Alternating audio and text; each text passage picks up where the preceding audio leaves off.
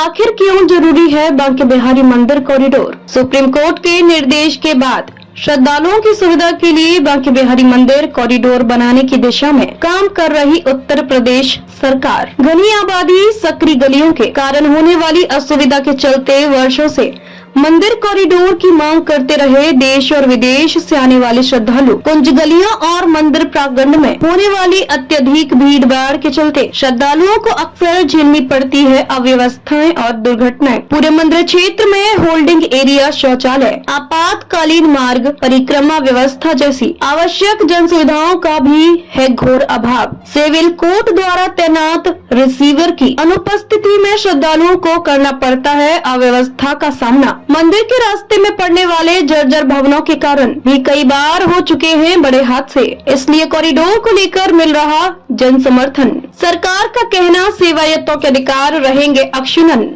Corridor के तहत किया जाएगा केवल बाहरी विकास। मंदिर के आंतरिक धार्मिक स्वरूप, परंपराएं और सेवायतों की भूमिका में किसी भी प्रकार का हस्तक्षेप नहीं किया जाएगा। मंदिर से जुड़े स्थानीय गोस्वामी समाज की परंपरा, अधिकार और सेवाएं पूर्ववत बनी रहेंगी। मंदिर के आसपास की दुकानों को हटाए जाने की प्रक्रिया पुनर्वास नहीं बल्कि व्यवस्थापन की नीति पर आधारित होगी। सरकार का आश्वासन, प्रभावित दुकानदारों को समुचित मुआवजा, वैकल्पिक दुकानें या आवासीय सुविधाएं उपलब्ध कराई जाएंगी। कॉरिडोर बनने से बढ़ेगी श्रद्धालुओं की संख्या, स्थानीय युवाओं को मिलेगा रोजगार, व्यापार में भी होगी व्यापक वृद्धि। सुप्रीम कोर्ट के निर्देश के बाद उत्तर प्रदेश सरकार श्रद्धालुओं की सुविधा के लिए बांके बिहारी मंदिर कॉरिडोर बनाने की दिशा में काम कर रही है। यह कॉरिडोर वर्षों से श्रद्धालुओं की मांग रही है। श्री बांके बिहारी मंदिर घनी आबादी और सकरी गलियों के बीच स्थित है। श्रद्धालुओं को दर्शन के लिए कुंज गलियों से गुजरना पड़ता है, जो न केवल असुविधाजनक है बल्कि भीड़ भाड़ के चलते कई बार अव्यवस्था और दुर्घटनाओं का कारण भी बनता रहा है। होल्डिंग एरिया, शौचालय, आपातकालीन मार्ग, परिक्रमा व्यवस्था जैसी आवश्यक जन सुविधाओं का भी घोर अभाव है। श्रद्धालुओं की लगातार बढ़ती संख्या के अनुपात में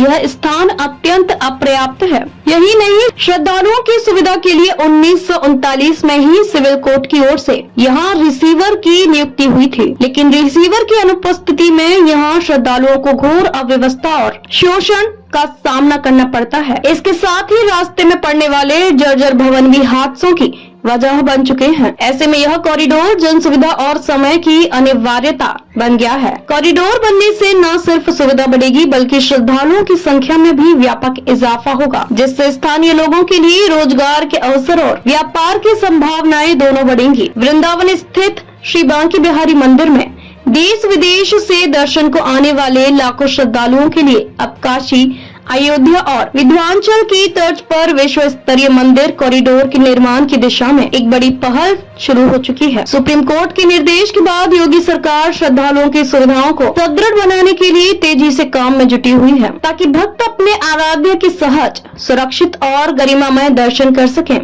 कॉरिडोर निर्माण की इस पहल को समाज के विभिन्न वर्गों, सेवायतों, जनप्रतिनिधियों, व्यापारियों, स्थानीय नागरिकों और कलाकारों का व्यापक समर्थन प्राप्त हो रहा है। सोशल मीडिया पर भी सरकार को जनता का भरपूर समर्थन मिल रहा है। माननीय सर्वोच्च न्यायालय द्वारा कॉरिडोर निर्माण के निर्देश दिए जाने के बाद राज्य सरकार ने मंदिर के आसपास लगभग 5 एकड़ भूमि का अधिग्रहण करने का निर्णय लिया है। यह निर्णय मंदिर क्षेत्र में व्यवस्थित, सुरक्षित और सुगम दर्शन सुनिश्चित करने की दिशा में एक ऐतिहासिक कदम है। तंग गलियों की जगह चौड़े मार्ग, सुविधाजनक प्रवेश और सुगठित भीड़ प्रबंधन श्रद्धालुओं को एक नया अनुभव प्रदान करेगा। इससे और अधिक श्रद्धालु बांके बिहारी के दर्शनों को आएंगे। पर्यटन बढ़ेगा तो रोजगार के नए नए अवसर सृजित होंगे।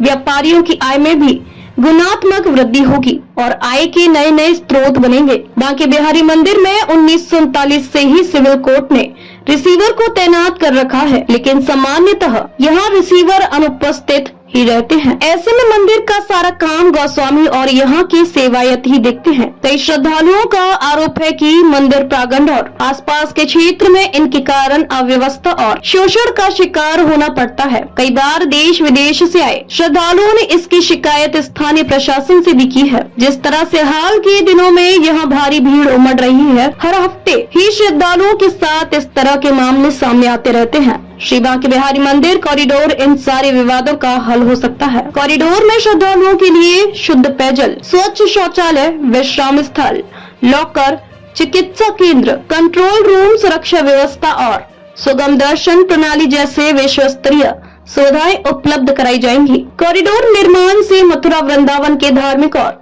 सांस्कृतिक महत्व को नया आयाम मिलेगा। इसका लाभ स्थानीय व्यापारियों, होटल व्यवसायियों, परिवहन सेवा क्षेत्र और रोजगार से जुड़े नागरिकों को मिलेगा। इसके परिणाम स्वरूप स्थानीय अर्थव्यवस्था को मजबूती मिलेगी। सुप्रीम कोर्ट ने साफ साफ निर्देश दिया है कि कॉरिडोर बनाने का काम शासन का है, न कि कोर्ट का। ऐसे में प्रदेश सरकार श्रद्धालुओं के साथ साथ मंदिर से जुड़े और आसपास के लोगों के हितों का भी ध्यान रखकर आगे कदम बढ़ा रही है। इस दिशा में बातचीत कर समन्वय से एक विचार के साथ आगे बढ़ने की नीति पर काम हो रहा है। सरकार ने स्पष्ट किया है कि मंदिर के आसपास की दुकानों को हटाए जाने की प्रक्रिया पुनर्वास नहीं बल्कि व्यवस्थापन की नीति पर आधारित होगी। प्रभावित दुकानदारों को समुचित मुआवजा, वैकल्पिक दुकानों या आवासीय सुविधाएं उपलब्ध कराई जाएंगी। सरकार ने यह भी आश्वासन दिया है कि किसी के साथ अन्याय नहीं होगा और व्यापारियों को नई दुकानें में बेहतर अवसर और बढ़ता ग्राहक आधार मिलेगा। श्री बांके बिहारी मंदिर के पुजारी दिनेश गोस्वामी ने इस पहल को वृंदावन के विकास के लिए आवश्यक बताया है। उन्होंने सरकार द्वारा लाए गए अध्यादेश का समर्थन करते हुए